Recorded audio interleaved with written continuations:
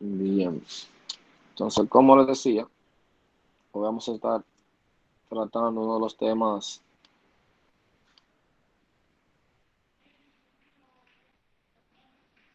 el ciclo de procesamiento de datos, que es uno de los temas que usted tiene que entender de cómo una computadora procesa los datos. Prácticamente, no solamente la computadora, sino usted también, al momento de usted desarrollar un algoritmo, usted va a tener un ciclo de procesamiento, el cual usted debe saber cuáles datos usted va a entrar, cuáles van a ser los procesos y cuál sería la salida. O sea, como mismo lo hace la computadora, así mismo lo va a hacer usted al momento de usted comenzar a diagramar.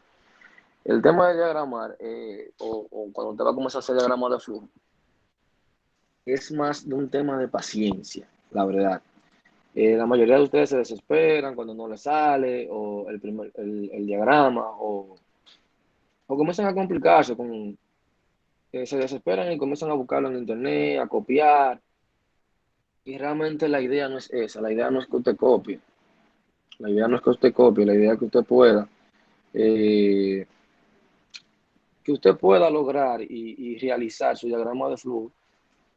No lo voy a decir no con ayuda, porque al principio, incluso yo mismo recomiendo al inicio que usted puede buscar diagramas ya hechos y comenzar a intentar entender lo que hizo esa persona ahí, cuál fue el procedimiento, y luego intenta usted hacerlo usted por su vía.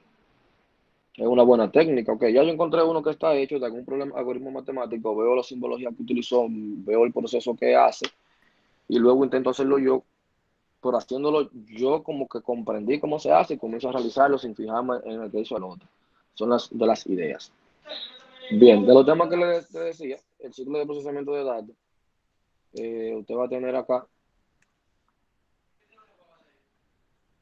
va a tener el concepto, que es un conjunto de pasos, como dice ahí, que la computadora sigue para recibir datos, procesarlos de acuerdo con las instrucciones de un programa, posteriormente mostrar la información y por último almacenarla.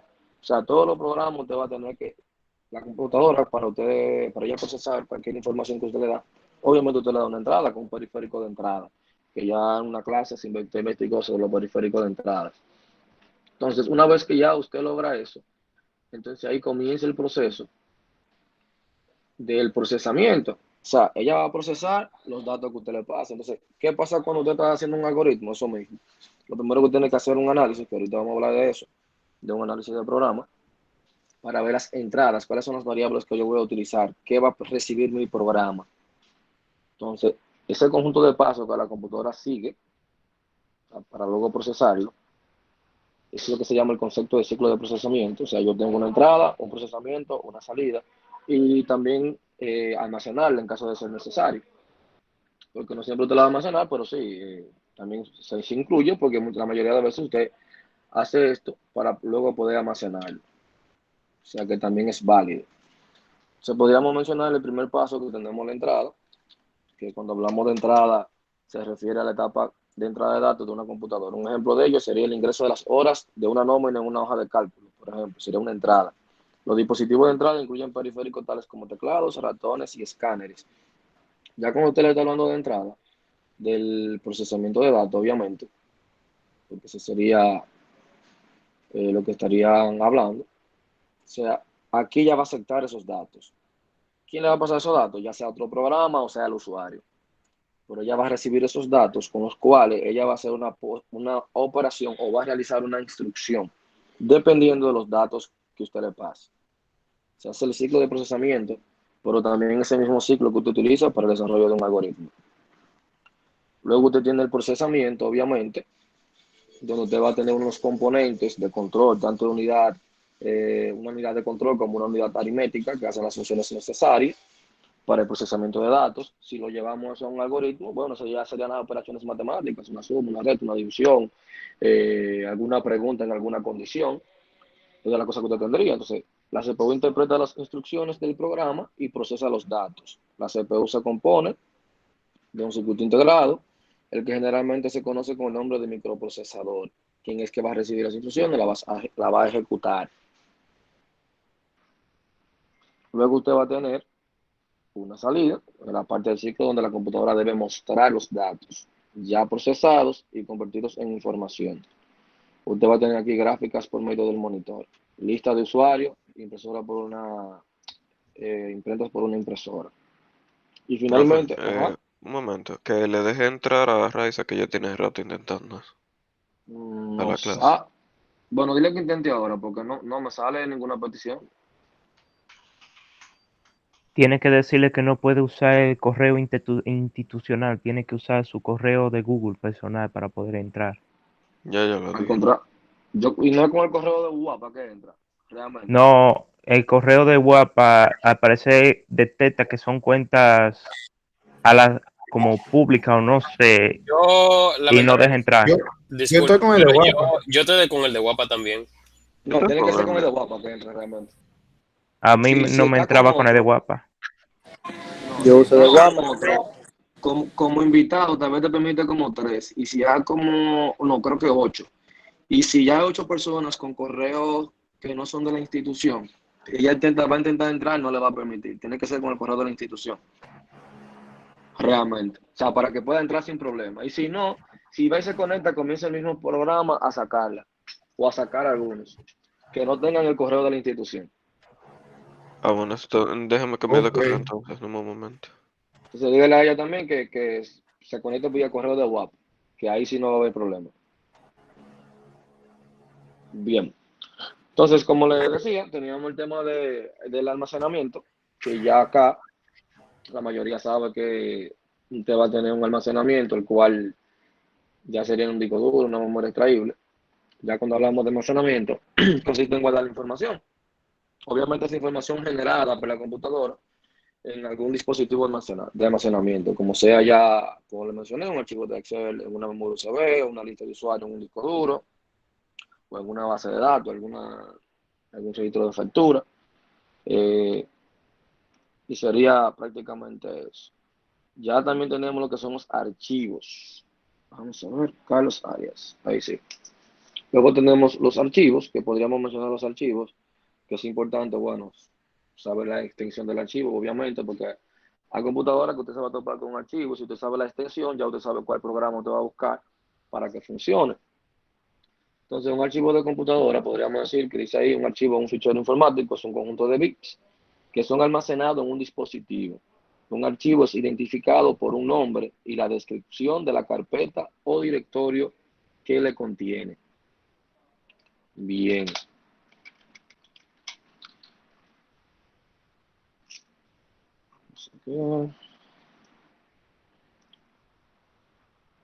Dice, la extensión de un archivo es un grupo de letras o caracteres que acompañan el nombre del archivo y el caso de Windows podría ser para indicar su formato o qué tipo de archivo es. Lo encontraremos al finalizar el nombre del archivo, donde veremos un punto y unos caracteres. Ya ustedes están acostumbrados, familiarizados con el tema de Windows. Eh, Linux lo maneja un poquito diferente, pero ya eso ustedes lo van a tratar en el sistema operativo, donde ustedes van a ver ahí de qué forma lo trata Linux, de qué forma trabaja los archivos Windows.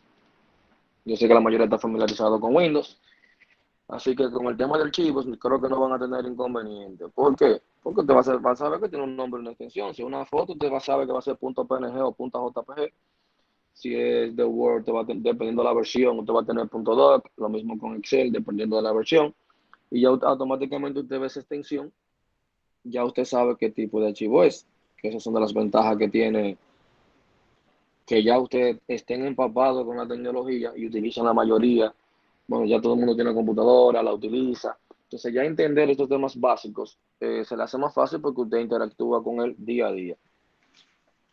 Luego usted tiene ahí los tipos de archivos, como mencionamos, dentro de los más comunes. Tenemos de texto, de imagen, de video, de ejecución, de audio, que este punto va prácticamente uno mayormente lo utiliza cuando quiere hacer algunos scripts en Windows para que se ejecuten tareas de manera automática. Ya la mayoría conoce lo de audio, MP3, WMA. Tenemos los archivos comprimidos, zip, RAR, TAR. Tenemos los de lectura, PDF, EPUB, chat. La mayoría yo sé que han utilizado este tipo de archivos y por eso creo que no van a tener ningún tipo de inconveniente para poder trabajarlo. Ahora, algo sí que hay que mencionar, el tema de las bases de datos. Mira, las bases de datos, cuando le toca esa materia, obviamente, presten mucha atención, porque ustedes como informáticos, saber diseñar un buen diseño de una base de datos, saber mantener la integridad de los datos. Usted como ingeniero, eso es lo que lo diferencia a usted de un técnico. O sea, saber hacer un buen diseño de base de datos. En base de datos se le enseña a relacionar la tabla, a normalizar, se le enseña la integridad, procedimientos almacenados, a realizar índices. La mayoría simplemente toma la materia, hace lo que el profesor le pide y se olvida de eso y continúa haciéndolo como se le haga más fácil. Entonces ahí está el error. Cuando usted lo hace, como se le hace más fácil, no quiere decir que es la manera más óptima y la mejor. Entonces, cuando yo te implemento un proyecto, siempre va a tener inconvenientes que le va a dar problemas y nunca va a entregar un software con calidad, que por eso se le habla de la integración, de los top procedures, de los triggers. O sea, están ahí porque es necesario que se implementen. O sea, a usted se le habla de eso, se le enseña a hacerlo, no es por joderle a usted, es porque esas son las mejores prácticas y eso le va a evitar dolores de cabeza cuando usted, si usted crea esa cultura de trabajar con las mejores prácticas, yo le garantizo que usted siempre va a tener éxito en casi en todos los proyectos que usted haga. O sea, que va a ser muy difícil que usted no pueda resolverlo, pero muy difícil que no pueda resolver cualquier tema que se le presente y desarrollar software que prácticamente ustedes se han topado con compañías que ustedes van y le piden sus datos y cuando le piden el dato, ustedes ven que usted lo pasa y luego hay que esperar unos 5 minutos, a veces hasta 2 minutos para que le den una respuesta. Es porque tienen un mal diseño de base de datos. La base de datos crece porque la mayoría, cuando usted trabaja en la universidad, para los ejemplos, usted trabaja con un base de datos y lo que tiene son 10 y 15 registros. Ahí todo lo que usted haga le va a funcionar rápido. Pero ya como usted va a la vida real, una empresa fácilmente en una semana le produce 100.000 registros o diarios, 100.000 registros. Y a la semana estamos hablando de 700.000 registros que la base de datos suya va a tener que procesar. Entonces, hace sentido que usted haga un buen diseño para que cuando vaya a cargar, vaya a consultar, lo haga de una manera rápida. Entonces, cuando hablamos de base de datos, una base de datos es un conjunto de datos pertenentes a un mismo contexto y almacenados sistemáticamente para su posterior uso. O sea, ya la base, cuando llegan a la base de datos, ahí comienzan a organizarse los datos de una manera más, para un acceso más rápido, una disponibilidad. Porque si usted puede imaginarse una base de datos como un archivo que usted tenga con documentos organizado, prácticamente un fichero organizado por orden alfabético, o una carpeta que usted tenga con archivo Excel, usted la puede considerar como una base de datos, porque al final está almacenando datos. Pero ya cuando llegan los gestores, llegan los motores de base de datos, como SQL, María, Oracle, que nos dan esta disponibilidad, esta integridad de datos, esa seguridad en los datos. Bueno, el mundo revolucionó. O sea, el mundo revolucionó.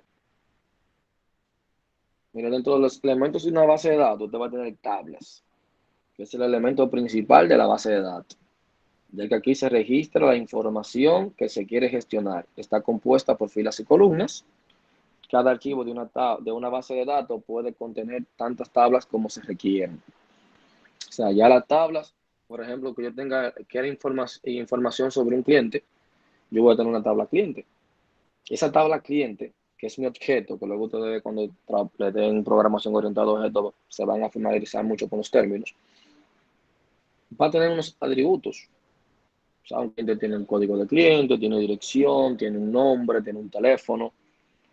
Entonces ahí yo comienzo a agregar esos campos de esa tabla. Y esa es mi tabla cliente donde yo voy a tener la información de mis clientes. Voy a tener una tabla de facturas donde voy a tener información de mis facturas. Luego tengo los formularios, que prácticamente cuando yo tenga los formularios, la información dentro de la base de datos puede introducirse directamente en las tablas, pero también a través de un formulario, lo que resulta más cómodo y práctico. Los formularios hacen que sea más fácil arrastrar los datos. Usted va a tener consulta, es el elemento que se emplea para seleccionar una determinada información en el interior de la base de datos. O sea, yo voy a tener mis tablas. Luego tendré mis formularios, los cuales yo voy a utilizar para entrar datos a esas tablas. Luego tendré las consultas, donde yo voy a consultar los datos que estén en esa tabla. Voy a tener mis informes. O sea, ya voy a tener para que la información aparezca ordenada y bien presentada en el momento de la impresión del documento. Usted va a tener un registro. ¿Qué es un registro? Un registro es una fila de una base de datos. Es una fila de una base de datos. O sea, vamos a ver si puedo dibujar prácticamente, ya que no tengo... O sea, yo vengo teniendo una tabla que viene siendo esto así, pero más derecha, obviamente.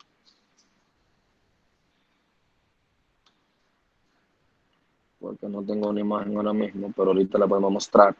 Yo tengo una tabla que va a tener un nombre. Aquí voy a tener un nombre. Y luego aquí, cada una de mis filas, que van a ser de manera horizontal. Tengo la fila 1, tengo la fila número 2 aquí, la fila número 3 es esta, la fila número 4. Entonces, cada fila yo lo veo como un registro. Cada fila yo lo puedo ver como un registro. ¿Qué fila que voy a contener en esa fila? Por ejemplo, aquí yo puedo tener los nombres de mis columnas, que yo puedo tener, por ejemplo, si él es tabla estudiante, esta sería mi tabla estudiante, por ejemplo. Yo voy a tener unas columnas que va a ser matrícula del estudiante, nombre del estudiante, podría ser dirección, teléfono. Entonces, cada una de esas columnas, que luego nosotros le va a llamar cada uno de esos campos, pero son columnas, todos, unos como único sería un campo, pero ya con todos los elementos, cuando lo incluyo, viene siendo mi columna. Entonces, un registro es una fila de una base de datos. O sea, yo voy a tener una agrupación horizontal de datos. O sea, ese registro me representaría a mí a un único estudiante. Yo tendría la matrícula, el nombre, o por ejemplo la fecha de nacimiento, dirección. O sea, esa fila completa pertenece a un estudiante. Luego la segunda fila pertenecería a otro estudiante y así sucesivamente. Un registro, como dice aquí, un registro de base de datos es básicamente una fila que contiene datos únicos en cada uno de los campos. O sea, son datos, te menciono que es datos únicos porque pertenecen a una única persona. O sea, yo voy a ir, cuando ustedes tengan base de datos, le van a hablar de clave primaria o primary key, donde te indica que todos los datos que estén asociados a esa primary key, o sea, que estén en este registro, van a pertenecer únicamente a esa persona. Luego usted va a tener los campos. Un campo es una unidad sencilla de datos que es única dentro de la entrada o fila. Pero la categoría de datos general es común a todas las entradas. En el ejemplo del listado telefónico, las 4 categorías de datos, del apellido, del nombre, la dirección, el número de teléfono, se llama campo. O sea, cuando hablamos del estudiante, como mencioné, nombre, matrícula, cada uno de esos campos son campos. Cada uno de esos nombres yo le llamo campos. Entonces, entre los tipos de datos, que es muy importante manejar esta parte, tenemos tipos de datos. Al principio, los diagramas de flujo, yo no voy a tener que ponerme los tipos de datos. Al inicio, que solamente me va a interesar ver la lógica que usted tiene. Por eso es al inicio. Luego, sí usted va a tener que agregarle el tipo de datos. Al principio yo no lo pido. Ponle la primera semana, las primeras 2 semanas que tenemos haciendo diagrama de flujo, yo no te voy a decir a ti, agregámosle el tipo de datos. Está bien, no la voy a complicar con el tema de tipo de datos, pero sí, usted va a tener que prácticamente luego utilizarme lo que son los tipos de datos. Bueno, para una definición de acá, un tipo de datos determina el carácter de la información que contiene el campo. No es lo mismo almacenar valores numéricos con lo que posteriormente podremos realizar operaciones matemáticas que guardar texto. O sea, en el tema del análisis, son de las cosas que usted va a tener que hacer. O sea, ¿qué yo voy a hacer? Una suma. ¿Y qué es lo que yo voy a sumar? 2 números enteros. Entonces ya yo sé que yo necesito 2 variables, pero que sean de tipo entero. porque yo voy a almacenar valores enteros. Mi tipo de datos va a ser valores enteros, no flotantes, sino enteros. Entonces, los que son más usados, más frecuentemente tenemos el número, es el tipo numérico más flexible, permite determinar su tamaño y su precisión en cuanto al número de valores decimales que se puede representar. Usted luego esto va a tener texto o bar chart, tipo de campo destinado a cadenas de caracteres cuya longitud no es fija. En la propiedad de longitud se determina su longitud máxima. Luego usted va a tener el booleano, que te va a decir si es sí o no, si es femenino o masculino, o sea, 1 o 0. Prácticamente eso es lo que usted va a tener cuando esté trabajando con documentos con tipo de datos booleanos. Eso es así. Dame un segundito.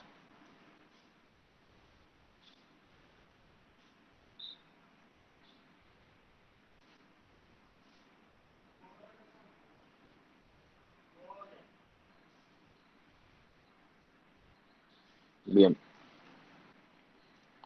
Luego usted va a tener fecha y hora o fecha y hora del campo datetime. Estos tiempos de datos se utilizan para almacenar información referida a horas, fechas o su combinación. El formato de presentación lo podemos seleccionar en la propiedad formato. Luego vamos a ir viendo eso, no se preocupe. Nota, tipo de carácter destinado a almacenar texto de gran longitud, como pueden ser comentarios. Entonces, miren, dentro de esto, rápidamente, lo estoy dando rápido porque son temas teóricos que ustedes también van a tener investigación. Y luego si tienen cualquier duda con cualquier tema lo vamos a ir viendo. Vamos a ver. Aquí vamos.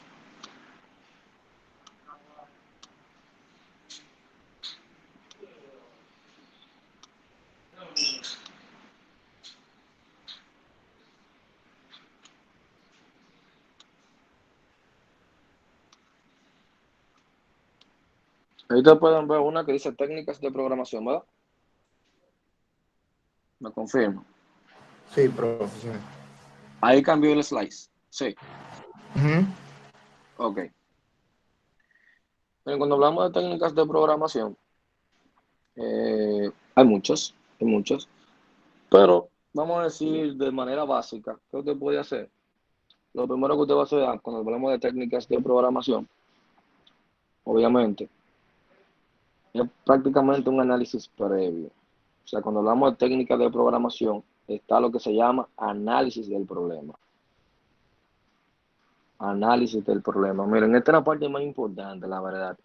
Cuando yo te pongo un enunciado, si tú te vas directamente a la construcción, se te va a complicar.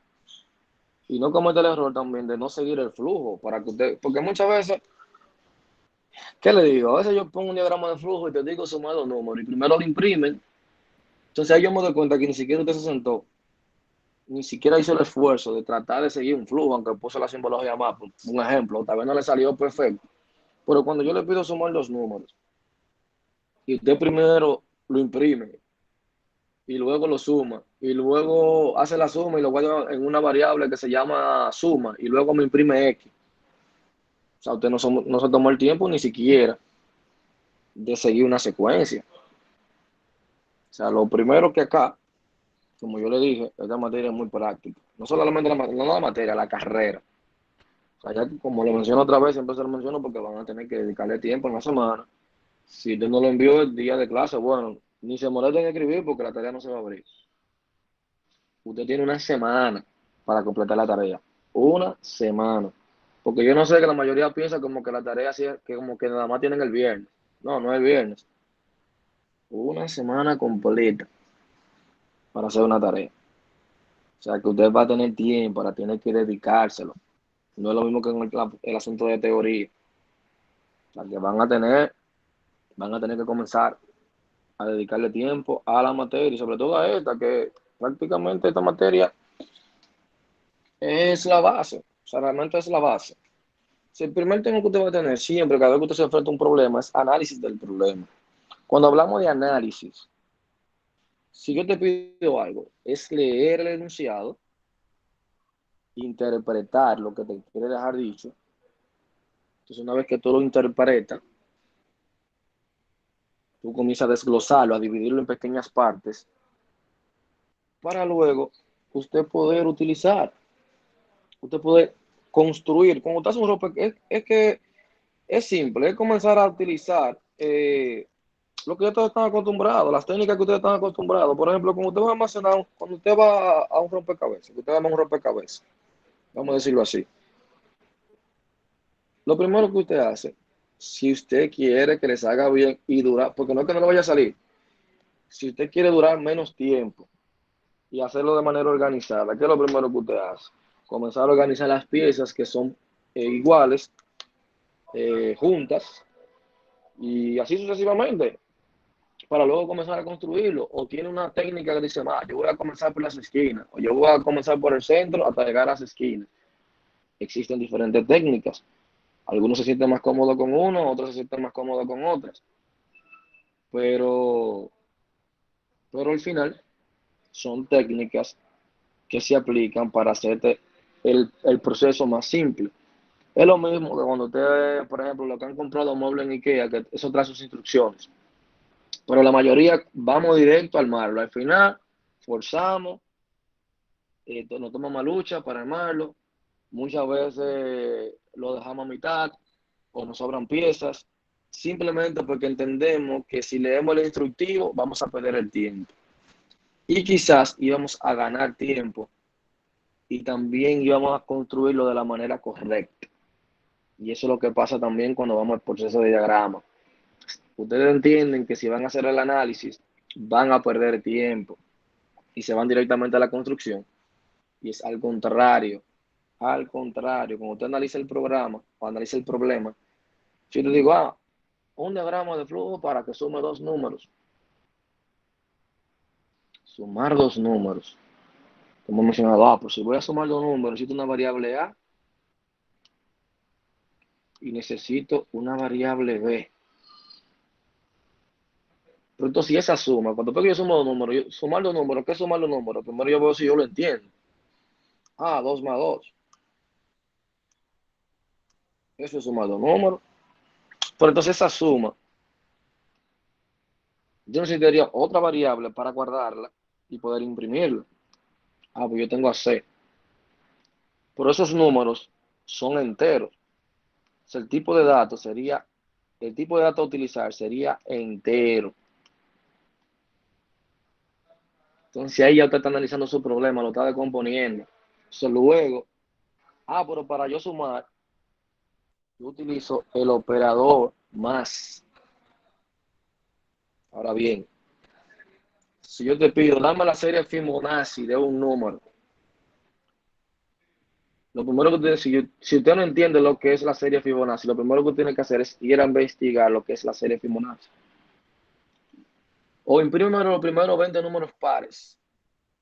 Lo primero que tiene que... bueno, yo sé los primeros 20, ¿cómo hacerlo? Con un contador hasta que llegue a 20. Pero yo no recuerdo cuándo un número es par. Entonces esa es la parte que usted tiene que ir a investigar cuándo un número es par. Y ver cuál sería la operación que usted utilizaría para determinar si un número es par o no. Todo eso lo está haciendo en el análisis. Usted no ha comenzado a construir. Usted está analizando de cómo usted lo va a hacer, la variable que usted necesita y cuáles son las operaciones. Ya aquí le está diciendo a usted que usted va a utilizar un proceso de suma. Pero si fueran los números pares, tú vas a tener que preguntar si el número es par o no. O sea, ahí te va a hablar de una condición. No se preocupe, que luego veremos la simbología, obviamente. Ya la semana que viene es la simbología de diagrama de flujo y la tarea del primer diagrama de flujo. Entonces, cuando vamos a hablar de diagrama de flujo, primero hay que hablar de lo que es un algoritmo. Hay que mencionar lo que es un algoritmo. ¿Qué es un algoritmo? Tal cual usted ve ahí en esa gráfica. Es un conjunto de pasos lógicos, ordenados, secuencialmente y finita. Que luego hablaremos de las características de un algoritmo. Un conjunto de pasos lógicos, ordenados. Pero se le mencionaba el tema de que si yo voy a sumar dos números, yo no puedo sumar dos números porque una cosa va de la otra ligada. Usted tiene que pensar como el ciclo de procesamiento que hablamos anteriormente. Por eso yo le dije que esta materia, o sea, la carrera de nosotros es muy práctica. O sea, toda la teoría que a ti te dan es para que tú la apliques. Hablamos del ciclo de procesamiento anteriormente. Como te decía que tenía entrada, procesamiento, salida y almacenamiento. ¿Verdad? Entonces, ya te estoy diciendo a ti que un algoritmo es un conjunto de pasos lógicos ordenados secuencialmente. Cuando yo te estaba hablando acá del ejemplo de la suma de dos números, por ponértelo así, obviamente usted va a tener que primero pedir al usuario, tiene que pensar como si esto fuera una computadora. ¿Cómo tú subas dos números si tú no, si tú no le pasas los números a la computadora? O sea, ¿cómo tú sumas dos números si primero tú no le das las entradas a esos dos números? Yo no puedo ir al proceso directamente. Entonces tiene que pensar y llevar la secuencia. Si yo voy a sumar dos números, yo tengo que darle entrada a esos dos números. Yo tengo que leer esos dos números, guardarlo en dos variables, que la computadora lo pueda entender. Entonces así ahí hace sentido. O sea, luego que yo tengo esos dos números, viene el procesamiento a la parte de la operación donde se va a sumar esos dos números. Y luego viene la parte de la salida, donde yo lo voy a presentar por pantalla o imprimirlo. Y luego si quiero, lo almaceno. O sea, por ahí un ciclo de procesamiento, donde ya te estoy hablando a ti de la construcción de un algoritmo, que es un conjunto de pasos lógicos ordenados. O sea, yo no puedo sumar primero y luego pedirle esa entrada, porque entonces no tiene sentido, porque ¿qué tú sumaste? Si yo te digo, súmame A más B, y yo no he dicho quién es A y quién es B, yo no puedo sumar dos variables. Dos letras yo no la puedo sumar. O sea, cuando yo tengo una variable, yo le paso un valor y automáticamente una variable como un contenedor. Entonces esa variable me va a tomar ese valor, me va a representar ese valor. Eso es como las ecuaciones matemáticas, como ustedes sustituían letras por números. Entonces, un algoritmo se entiende como una asociación finita.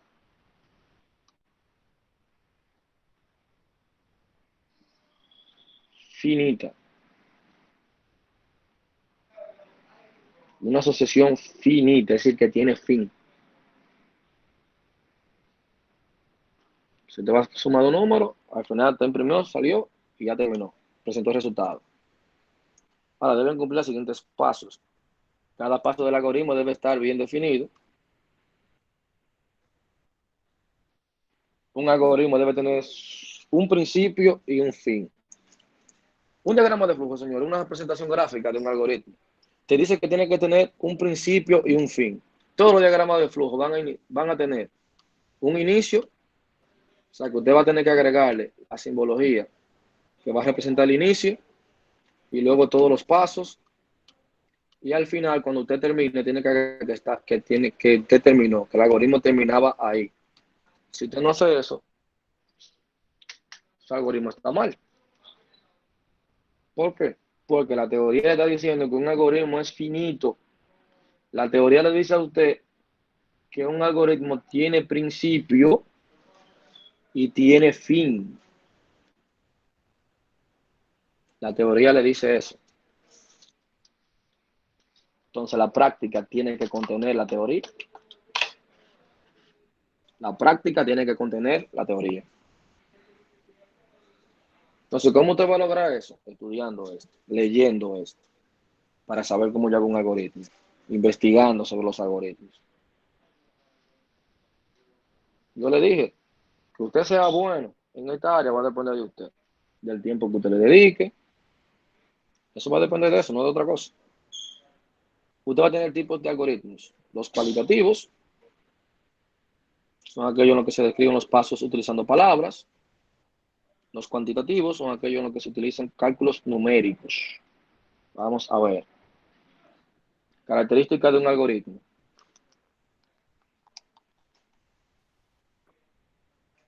Ya hablamos del inicio. Debe ser preciso. Ya hablé de lo que es la precisión. Si yo voy a sumar un número, yo no puedo primero sumarlo y después darle entrada a los datos. Primero la entrada de los datos y luego la operación. Definido. Si se sigue varias veces los mismos pasos con los mismos datos, se debe tener siempre los mismos resultados. Si yo voy a sumar, ¿cuántos son 5,5? Y yo siempre utilizo 5,5, el resultado siempre debe ser 10. Debe ser finito, debe terminar en algún momento. Eficiente, debe realizar los pasos con un mínimo de utilización de recursos. Ahí es que voy, ahí que vamos a tener más inconvenientes al principio. Que usted va a ver que las personas, algunos de ustedes van a hacer el diagrama de flujo como con 6 pasos. Hay otros que van a utilizar 20 pasos. Al final va a funcionar. Ahora, debemos llegar todo el mundo a hacerlo con 6. Porque eso indica que la máquina va a procesar menos. La PC va a procesar menos. Va a utilizar menos recursos porque va a terminar más rápido. Va a ser independiente del lenguaje de programación. O sea, su aplicación, su implementación puede ser posible en cualquier lenguaje de programación. Porque al final es una representación gráfica de algo que yo quiero construir. De algo que yo quiero construir. Fases, es de las fases que vamos a tener. Primero te voy a presentar un análisis del problema. No se preocupe que se lo vamos a ver. Cómo tú vas a hacer ese análisis. Desarrollo del algoritmo. Verificación. Donde te va a hacer una prueba de escritorio de que eso funciona. Y luego yo tengo mi diseño. Bueno, viene la parte de la implementación, que tengo codificación, compilación, prueba y depuración, documentación, mantenimiento. Pero ya eso, ustedes lo van a ver más en programación 2, programación 3, ingeniería de software. Por lo importante que sepa que están, lo que debe de hacerse. Pasos para el desarrollo de un algoritmo. Tenemos un diseño ascendente. Dividir el problema original en otros más simples. Y luego subdividir esto en otros más simples. Y así sucesivamente. O sea, yo descompongo el problema y comienzo a armarlo. Refinamiento sucesivo. O sea, yo lo refino hasta que yo logre una solución óptima. Y luego la representación del algoritmo es una herramienta de programación. En este caso, estaremos utilizando una herramienta de diseño. Regla del algoritmo. Descripción narrada, notación matemática, pseudocódigo, diagrama de flujo, lenguaje de computadora. Usted puede escribir un algoritmo en cualquiera de esos. Nosotros vamos a ver diagrama de flujo. Al principio estaremos viendo una descripción narrada, luego estaremos viendo pseudocódigo, y ya en programación 1 usted va a ver lenguaje de computadora. Hay una verificación, donde está la famosa prueba del escritorio, para ver si funciona. Usted va a probar con diferentes entradas de datos para ver el resultado y evaluar y optimizar los pasos. Va a haber técnica de diseño, top-down, que vamos a iniciar de arriba hacia abajo, bottom-up, casi no lo voy a utilizar. Casi siempre utilizamos top-down. Bueno, casi siempre utilizamos híbrido, realmente. Porque usted inicia de arriba hacia abajo y también se va hacia la derecha. Luego veremos eso en los tipos de diagramas de flujo. Una estructura básica de los algoritmos. Fíjense acá. Ya usted tiene que cumplir con esto. Entrada, la variable que usted va a utilizar. Procesos, las operaciones que usted va a realizar con esas entradas. Y salida, que ya es la representación que usted desea obtener, el resultado final. Esos 3 pasos siempre los vamos a estar aplicando, siempre. Fíjense ahí, un algoritmo cotidiano. Algoritmo para leer las páginas de un libro. Tiene el inicio y tiene el fin. Y luego una secuencia de pasos ordenada lógicamente. Abrir el libro en la página 1. Leer la página. Es la última que deseo leer. Si es que sí, voy al paso 7. Si es que no, voy al paso 5.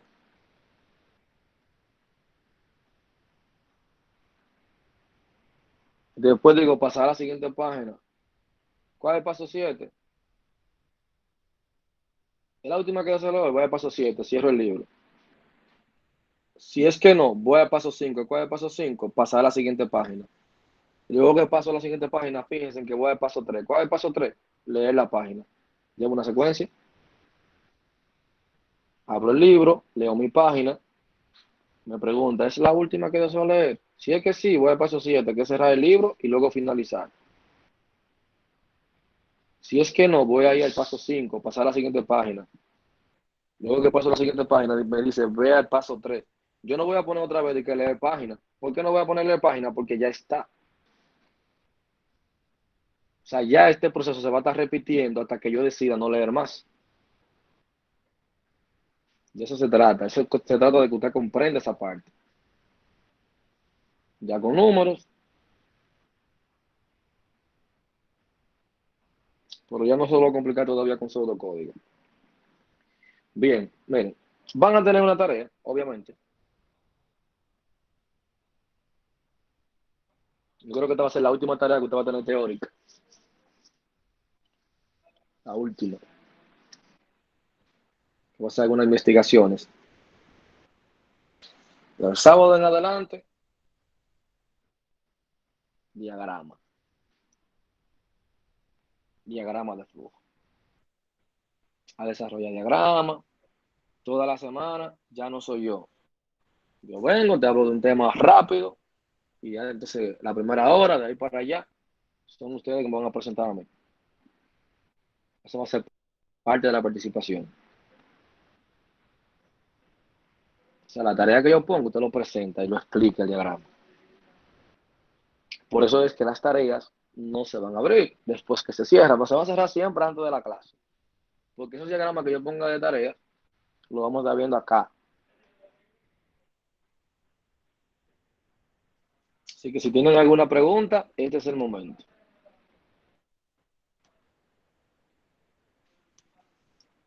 ¿Alguien tiene alguna pregunta? ¿Sugerencia? Para mí los puntos quedaron muy claros. No Perfecto. creo que haya sugestividades. ¿Alguien más?